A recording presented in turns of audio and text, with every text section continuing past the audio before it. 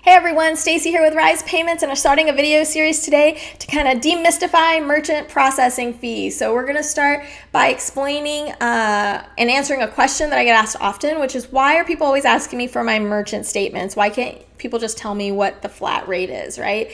And flat rate can be really beneficial if you are really wanting to anticipate your cost. It's helpful to know what your rate is based on the sales volume. You can budget for that, right? But it also comes with a cost, and that's a higher cost of acceptance, generally speaking. So the reason for that is, and I encourage you to do this, Google Visa interchange rates or MasterCard interchange rates. And what you'll see is you'll get a matrix of fees, pages long. And that's because acceptance fees vary based on the type of card that you accept, whether it's a credit card or a debit card. Based on the type of business that you are you a nonprofit? Are you a utility company? Are you a supermarket? Different types of businesses have different fee structures. Based on the average transaction size that you accept, maybe you have a transaction size that's under $25, or maybe yours are always, over $500. The type of transaction size impacts the fees.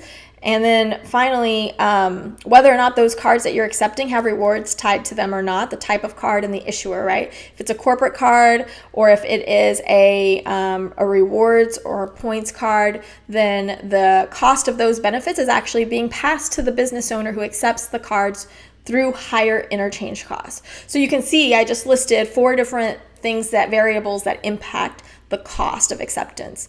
So when you go to Square or PayPal and you see that they have a published rate on there, they're giving you a price for acceptance without understanding the cost, right? But we all know that they have to make money to be in business. So they are assuming a high cost of acceptance, and they're pricing you where they know they'll make money regardless of the card that comes through your doors.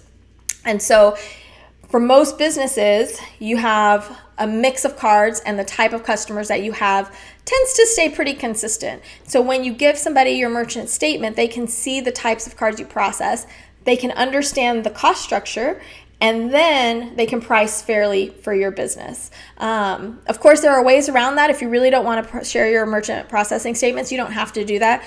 You can give what your average monthly sales volume is and what your average transaction size is. And just with those 2 pieces of information, you can use algorithms to kind of anticipate what the average cost is for businesses like yours. And assuming you are in the average, then you can get a pretty accurate price quote as well. If you have any questions related to merchant services, please just give me a call or shoot me an email, and I will be happy to answer them. Hopefully this was helpful for you guys, and I'll see you again soon.